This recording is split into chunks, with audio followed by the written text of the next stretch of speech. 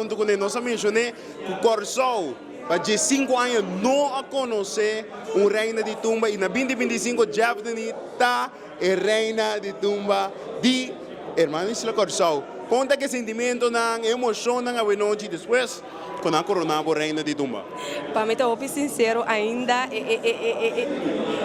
é ganador, quando você pensa, é reinado aqui, não assim ainda completamente, me deu um choque ainda, pero eu Corsol, hopi danke, meu sentimento é hopi alto, me estou agradecido tanto na Deus, tanto na meu time, minha mama, na turenda com a sostener-me, hopi danke, meu compositor, meu arreglista, hopi, pero hopi danke.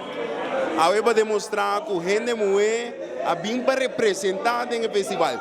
Bom mensagem de agradecimento, mas também bom mensagem para toda a gente mulher que porta um tique medo de participar, para não ter coragem para subir o cenário. Minha palavra de agradecimento tá, dia mais, danke para o Corsol, então me saca você tão cara de temporada de carnaval aqui. E para nós gente mulher não chorar, gente mulher não hello, esse som me papisa, hello, wake up, então vamos mostrar que nós temos ali.